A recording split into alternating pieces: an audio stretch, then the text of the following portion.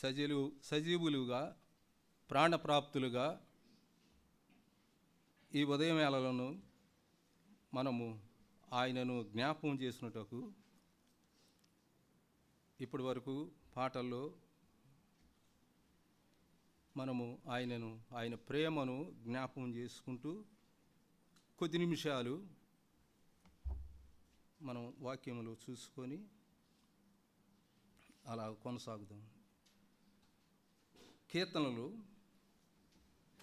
8వ కీర్తన 4వ వచనము. నీవు మనుషుని జ్ఞాపకం చేసుకున్నటకు వాడు ఏ పాటి వాడు. ఇక్కడ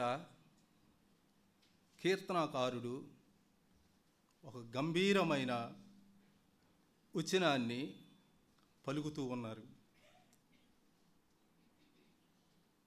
నీవు అంటే మన ప్రభువారు మనుషుని జ్ఞాపకం చేసుకున్నటకు వాడు ఏ పాటి వాడు.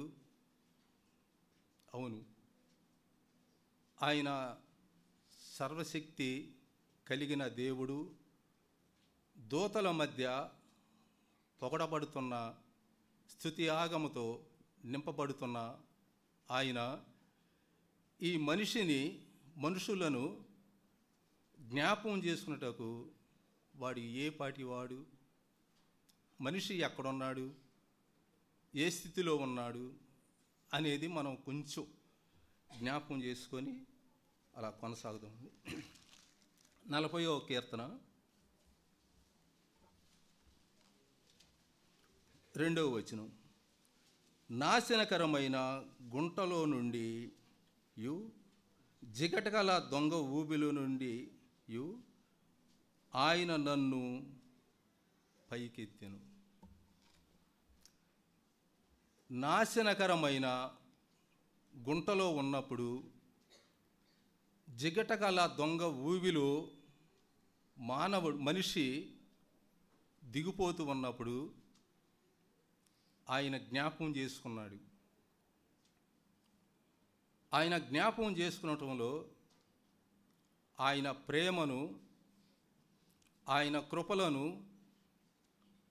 ఆయన ఆ మహిమలో ఉన్న ఆయన ఈ నాశనకరమైన గుంట అని దావీదు గారు ఆయన రాజై ఉండి కూడా ఆ రాజుని జ్ఞాపకం చేసుకుంటూ ఉన్నారు. అవును, గొలియాతు ఆ అడవిలో రెంకిలు వేస్తూ ఉంటుండగా, కేకలు పెడుతూ ఉంటుండగా, వారి అరుపులకే ఆ సైనికులు, అప్పుడు ఏలుతున్న రాజు పరిగెడుతూ ఉంటుండగా దావీదు ఆయన ఎత్తు 9 అడుగుల 9 అంగుళాలు ఆయన ఎత్తు, ఆయన ఛాతీ అసలుకి ఎంత ఉన్నదో లెక్కలేదు. ఆయన వీటి ఆయనకంటే 9 అడుగుల 9 అంగుళాల ఎత్తు కలిగిన ఆయన తన వీటు ఇంకా 10 అడుగులు దాదాపు ఉండవచ్చును. అయితే ఈయన ఒక చిన్న బాలుడు. మనకు తెలుసు, అన్నీ తెలుసు, చిన్నప్పుడు నుండి ఆ వృత్తాంతం మనం వింటూ ఉన్నాం. అయితే ఈ సమయంలో జ్ఞాపకం చేయటం మంచిదని నేను తలంచి జ్ఞాపకం చేసుకుంటూ ఉన్నాం. ఆ బాలుడైన దావీదు గొర్రెలు కాస్తూ ఉంటుండగా సింహాన్ని, ఎలుగుబంటును ఎట్లాగా చీల్చారో, దేవుడు తనకు ఎట్లాగా తోడై ఉన్నాడో అది జ్ఞాపకం చేసుకుంటూ గొలియాతు మీద, అంటే సింహమును ఎలుగుబంటును మనం సులువుగా చెప్పుకుంటున్నాం, కానీ అది ఆ అడవిలో అది ఒక్క గాండ్రించి ఒక్క అరుపు అరిస్తేనే అది అడవికి రాజు. ఎలుగుబంటు దొంగ. ఈ రెండిటిని ఆ రాజుని ఈ దొంగని రెండిటిని జయించిన వారు దావీదు గారు.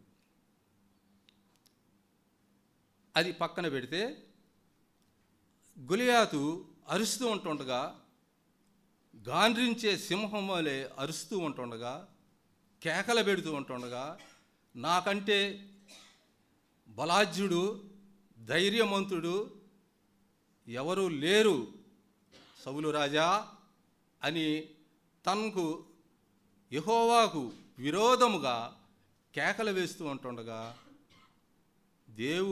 దేవుడు దావీదు గారిని ఏర్పరచుకొని ఆ చిన్న బాలుడైన దావీదుని ఏర్పరచుకొని ఒకే ఒక రాయితో చంపిన ఆ బలవంతుడు, ఆ బలము ఎవరిచ్చారు? దేవుడిచ్చాడు. ఆయన తోడై ఉండకపోతే మొదటే ఆ సింహం చేత, ఆ ఎలుగుబండు చేత, ఒక కుక్కలాగా, ఒక పిల్లిలాగా నోటికి ఈడ్చుకొని పోయి నవిలి పిప్పి చేసేది. అటువంటి దావీదును ఆయన ఎన్నుకున్న దావీదును మనం జ్ఞాపకం చేసుకుంటూ ఉన్నాం. దేవా, నీవు రాజువు, నేను అడవిలో మృగమంటి వాడిని అయిన నన్ను సింహాసనము ఎక్కించారు, అది నేను ఎప్పటికీ మర్చిపోను అంటూ నీవు మనుషుని జ్ఞాపకం చేసుకున్నటకు వాడు ఏ పాటివాడు? అవును, వాడు ఏ పాటివాడు అంటూ ఇక్కడ నాశనకరమైన 40వ కీర్తనలో మనం జ్ఞాపకం చేసుకుంటున్నాం. నాశనకరమైన గుంటలో నుండి, జిగటగల దొంగ ఊబిలో నుండి నన్ను ఆయన పైకి లేవనెత్తాడు అంటూ కింద 5వ వచనములో, యెహోవా నా దేవా, నీవు మా ఎడల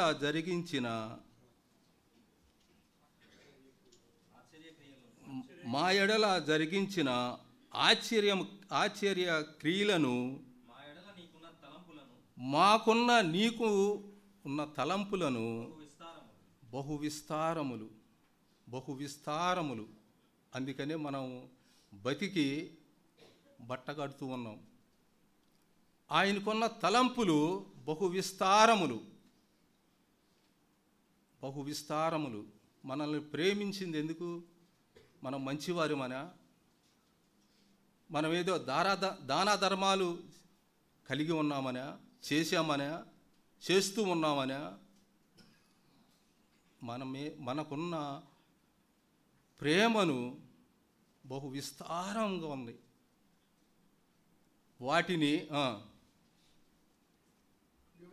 వాటిని వివరించి చెప్పుదననుకుంటున్నా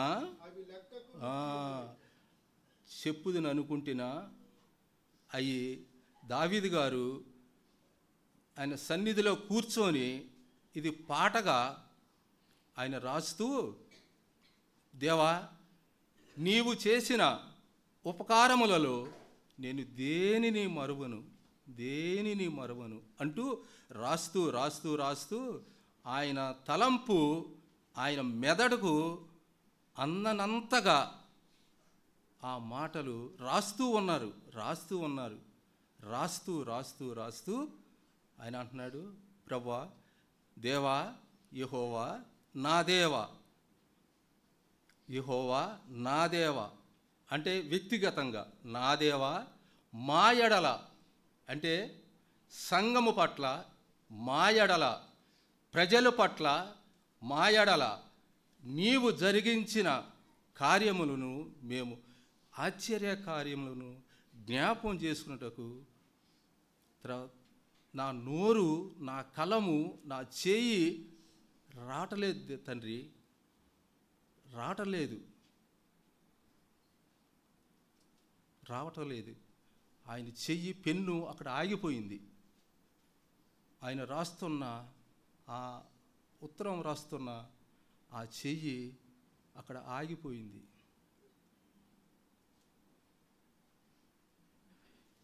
ఇంకా నీకు సాటి అయిన వాడు అక్కడ లేడు, నీకు సాటి అయిన వాడు ఎవరూ లేరు.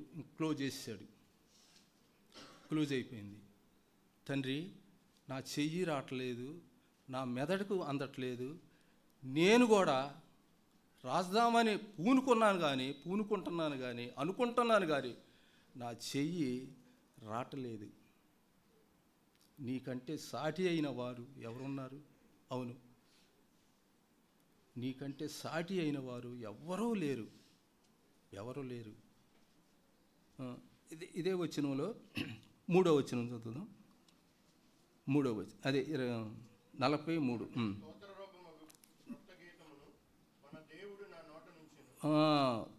క్రొత్త గీతము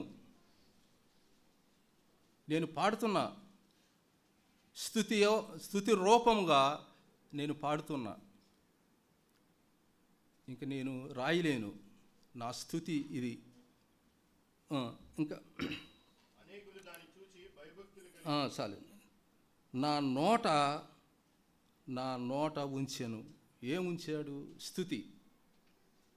ఆయన నోట ఏముంచాడంటే, ఇంక నేను రాయలేను ప్రభువా, నా తలంపు చాలదు, నా మైండు లేకపోతే నా మెదడు చాలదు, నిన్ను స్తుతించడం తప్ప. నీకు సాటి అయిన వారు ఎవరూ లేరు. ఆయన జిగటగల దొంగ ఊబిలో నుండి ఆయన ఎక్కడ నిలిపాడంటే బండ మీద నిలిపాడు. ఆయన కాళ్ళు బండ, క్రీస్తు అనే బండ పైన ఆయన నిలిపాడు. అవును, మనము ఆయన రక్తముతో కడగబడిన మనము, ఆయనను ఆరాధించే మనము, క్రీస్తు బండపైన నా పాదములు ఉన్నాయా? కడగబడ్డాను నిజమే. అయితే దినమంతా, రోజంతా, వారమంతా క్రీస్తు బండపైన నా పాదములను, త్రొట్టిల్లిన నా పాదములను, జారిపోయిన నా పాదములను, పడిపోతున్న నా పాదములను నీవు క్రీస్తు అనే బండపైన నిలిపావు. నీకు స్తోత్రములు. నా పాపం అంతవరకేనా? ఆయనకు అంతవరకే తెలుసు. అయితే మనలను ప్రేమించి తన రక్తము యెరూషలేము వీధుల్లో అనేక విధాలుగా నలిగిపోయి, అనేక రీతులుగా కొట్టబడి, గొల్గొతా వరకు ఆయన శరీరము, ఆయన రక్తము నాకటి చాలవలే దున్నబడిన వీపు మనం ఎంతగానో ఆరాధించాలి. ఆయనను ఎంతగానో ఆరాధించాలి, జ్ఞాపకం చేసుకోవాలి. ఈ చిన్న మాటలు దేవుడు దీవించునుగాక. నాడుగులను బండపై నిలిపి, నాడుగులను బండపై నిలిపి, స్థిరపరచి కాసితివి, స్థిరపరచి కాసితివి. ప్రశంస పాడెదా, హల్లెలూయా, స్తుతి ప్రశంస పాడెదా.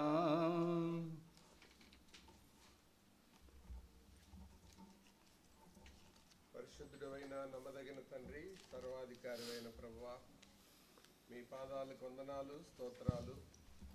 మా